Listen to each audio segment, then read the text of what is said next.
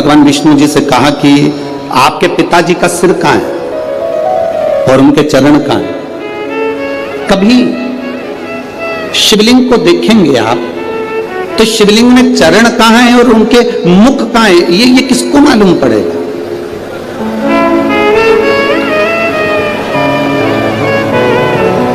कल शिवलिंग आया, हम मान लो ये शिवलिंग है, जरा समझना। अब ये शिवलिंग है,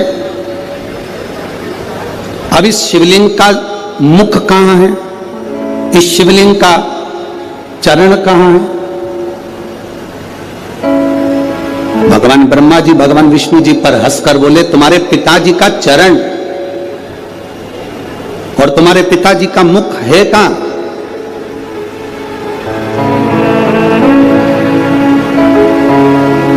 इस शिवलिंग का चरण कहां पर है, इस शिवलिंग का मुख कहां पर है। ब्रह्मा जी हंसे ठाका लगा करके, ये जो शिवलिंग प्रकट हुआ है, जो शंकर भगवान का प्रतिबिंब जो प्रकट हुआ है, इसका चरण, इसका सिर, इसका मुख है कहां।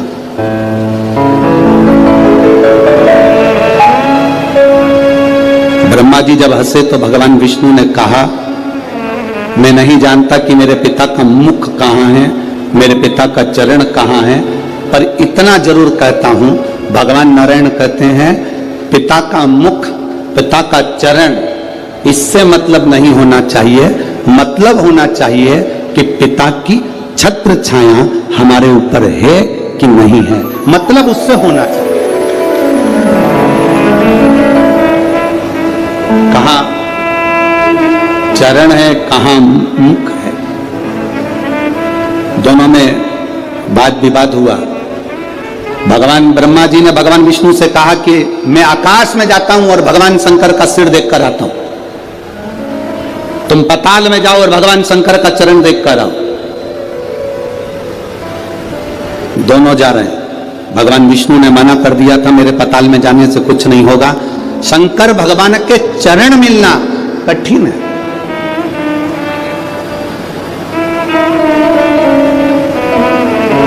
भगवान शिव के चरण प्राप्त होना कठिन है। शिव महापुराण की कथा तो यहां तक कहती है कि कोई शंकर का भक्त, कोई शिव का उपासक, कोई शंकर के मंदिर से निकल कर जा रहा हो, कोई शिव जी के मंदिर में रोज एक लोटा जल चढ़ाकर रोज मंदिर से निकल कर जा रहा हो, उसके भी अगर चरण के दर्शन हो जाएं तो समझ लेना कि शंकर के चरण के दर्शन होगा। यही कोई शिव का भक्त,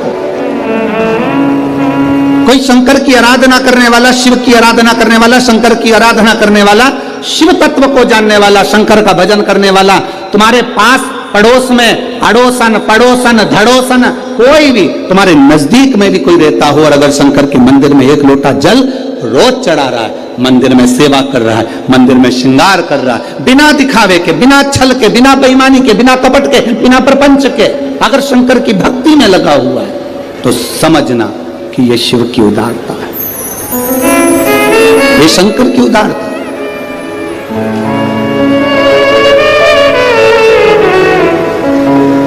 कल रात्रि को शाम के समय पर हम सविता मोहन जी मते जी से कह रहे थे, हम श्री मोहन मते जी की धर्मपत्नी जी से कह रहे थे कि माता जी, दीदी भाई, जी कहीं ना कहीं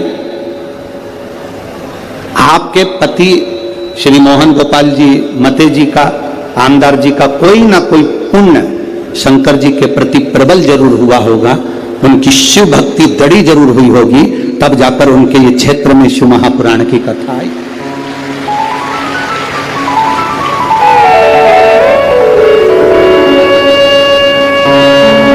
कितने लोग, नागपुर में कोई सेठों की कमी है क्या?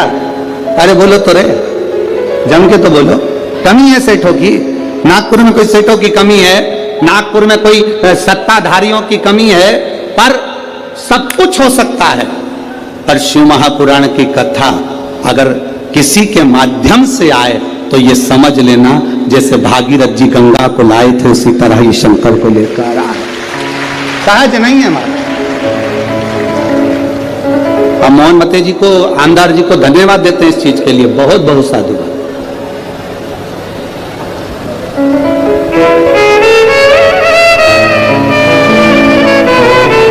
एक रास्ता छूट जाए, छूट जाने दो। एक घर छूट जाए, छूट जाने दो। एक दुकान छूट जाए, छूट जाने दो। थाली में भोजन छूट जाए, छूट जाने दो। पर शिव महापुराण की कथा कथी अपना सनातन धर्म कभी मत छोड़ना, उसको पकड़ कर। जो सनातन धर्म को पकड़ कर रखता है, सनातन धर्म मेरा महादेव, उसको पकड़ कर रखता है। आज दुनिया के लोगों को प्रसन्न करने के लिए ना जाने कितने कितने लोग अपने सनातन धर्म को ही गाली दे देते हैं। शंकर को जल चढ़ाने से क्या होता है, शिव जी पर दूध छोड़ने से क्या होता है, सनातन धर्म पर लोग उंगली उठा देते हैं।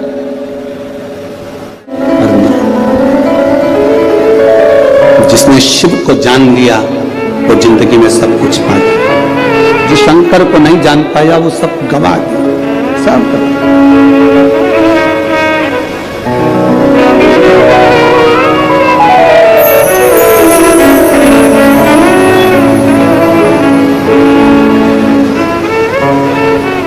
इस कथा के बाद में ये कथा 21 तारीख को विराम होती, 26 तारीख को अहमदाबाद गुजरात में कथा प्रारंभ होती। 26 तारीख से 1 तारीख तक जो अहमदाबाद गुजरात में कथा थी, वहां पर अभी से लोग पहुंचना प्रारंभ हो गए, तो अहमदाबाद गुजरात में कथा की परमिशन कैंसिल कर दी गई। अब जरा विचार करिएगा, कथा की परमिशन कैंसिल हुई। जो जजमान कथा लिए थे शर्मा जी बड़े दुखी हुए, कहा श्री और फोन करा कि गुरुजी से बोलना हमारी कथा कैंसिल हो गई है। अहमदाबाद की जो कथा थी वो कैंसिल हो गई। तो आशीष जी के पास फोन आया, आशीष जी से हमने कहा कि उनको बोलो चिंता करने की जरूरत नहीं, बाबा की जब कृपा होगी तब होती है। हो सकता है अभी तुम्हारी पुण्य की गुल्लक नहीं भराई होगी, इसलिए कथा नहीं हुई।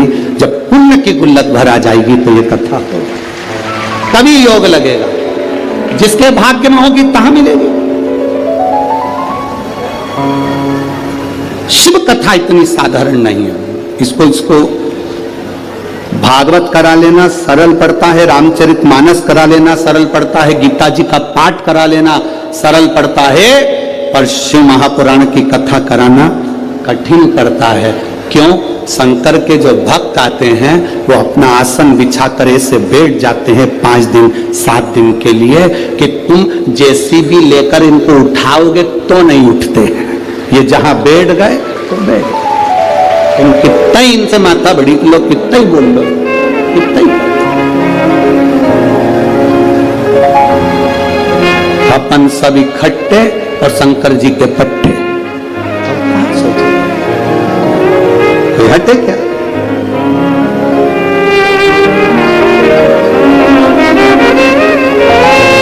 कोई कह रहा था नागपुर में जास्ती गर्दी आए।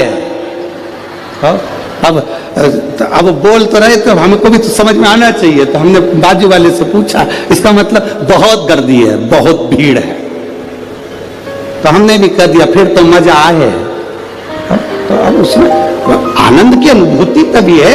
शिव तत्व को प्राप्त करना, शंकर को पाना सरल है क्या?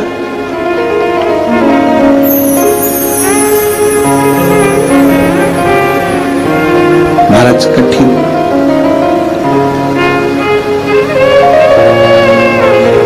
बहुत कठिन। ब्रह्मा जी ने हंसकर भगवान विष्णु से कहा मैं सिर देखकर आता हूं, तुम पांव देखकर आओ। चरण देखने के लिए भगवान विष्णु पताल में गए, पर चरण नहीं मिले, वापिस आ गए। भगवान ब्रह्मा ऊपर गए, जाते जाते उनको केतकी का फूल मिला, उसको ले लिया। केतकी तू चलकर बोल देना भगवान विष्णु से कि मुझे भगवान शंकर का सिर मिल गया। केतकी ने कहा मैं झूठ क्यों बोलूं, शंकर भगवान के सम्मुख में कहने में तेरा क्या जाता है। ब्रह्मा जी ने कहा तुझे सुगंधित बनाकर रखूंगा, देवताओं पर चढ़वाता रहूंगा, चल बोलना। मेरी बात का अगर विश्वास नहीं करा तो गौ माता निकल कर जा रही थी, गाय को रोक लिया और गौ माता से कहा तुम नीचे जाकर कहना भगवान विष्णु के सामने कि भगवान ब्रह्मा जी को शंकर भगवान का सिर मिल गया। गाय कहती है मैं झूठ क्यों बोलूं। गाय घर में पहली रोटी जो बनेगी तुझे दी जाएगी। एक रोटी के चक्कर में गौ माता झूठ बोल दी। एक रोटी के लिए, एक रोटी के लिए झूठ बोला गया।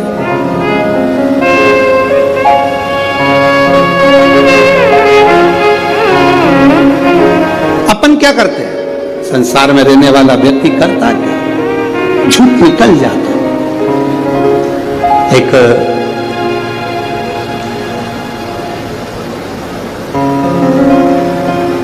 आपकी और हमारी पूरी जिंदगी निकल जाएगी तो नहीं समझ पाएंगे कि शंकर है क्या, शिव है क्या।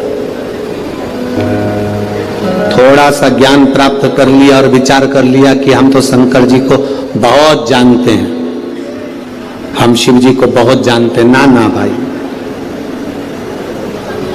शिव को पहचानना बहुत कठिन, बहुत कठिन। उसको पहचाने कौन? शिव महापुराण की कथा कहती है, राजा प्रसेनजीत ने अपनी दोनों लड़कियों का विवाह कर दिया था। मेनका का विवाह शस्त्रार्जुन के साथ कर दिया था और रेणुका का विवाह जमदग्नि के साथ कर दिया। एक ऋषि के साथ, एक राजा के साथ ब्याह हुई थी।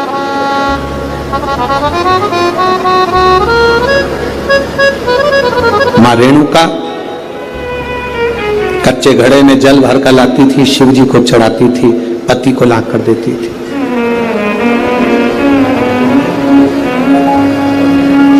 बड़ा जमदग्नि जी ऋषिवर को, गुरुवर को अच्छा लगता था कि मेरी धर्म पत्नी मेरे अनुकूल मिली है।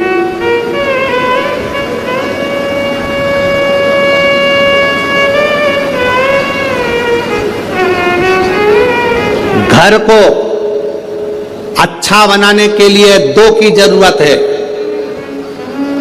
घर अच्छा बन जाता है। घर को अच्छा बनाने के लिए केवल दो की जरूरत पड़ती है, एक मिस्त्री, दूसरी स्त्री। दो अच्छी है। अगर घर अच्छा बनाना है तो दो की जरूरत है, एक मिस्त्री, दूसरी स्त्री। मिस्त्री थोड़ा बहुत गड़बड़ होगा चल जाएगा, पर जगदम्बा गड़बड़ नहीं होना चाहिए। मिस्त्री छत थोड़ी बहुत गड़बड़ डाल देगा तो पानी भरा रहेगा, बाथरूम का फर्श गड़बड़ डाल देगा तो पानी भरा रहेगा। मिस्त्री थोड़ा बहुत भी गड़बड़ निकल गया चल जाएगा, पर ये चंद्र घंटा, ये कुष्मांडा, ये स्कंदा अगर थोड़ी बहुत भी गड़बड़ निकल गई, रोज प्रतिदिन सुबेरे हुई नहीं और देवी चालू सुबह से उठते से। अरे उठ गए क्या? पति बोला अभी तो सोया हूं, रात को लेट हो गया। देख लो जरा बच्चों को, जरा देखो जरा, दोनों झगड़ रहे हैं, स्कूल जाने के लिए तैयार नहीं हो रहा है, जल्दी देखो जरा। तो तू कहां पर है? मैं उनका टिफिन बना रही हूं। अब टिफिन बनाए जगदम्बा और पहुंच गए भोलेनाथ। अब भोलेनाथ भी कम है क्यों? चिल्ला रहे, क्यों रे क्या कर रहे हो? बस पापा देखो ये बाथरूम में से निकल नहीं रहा, देखो पापा ये नहीं निकल रहा। अब पिताजी एक को चिल्लाए, दूसरे को चिल्लाए, पिताजी बेचारे घबरा गए, अंदर जाके वापिस सो गए।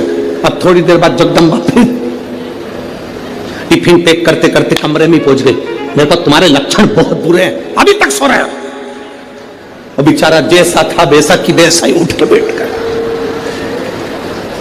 नवरात्रे चालू हो गए, स्थापना करना है, देवी जी की पूजन करना, उठो जल्दी नहाओ। अब ये आरती गा रही, तेरे भक्त जनों पर माता भीड़ खड़ी। पति इसके पास में बैठ मुंह देख रहा, हे जगदम्बा तुझसे ज्यादा ये बड़ी है भारी। ये इतनी बात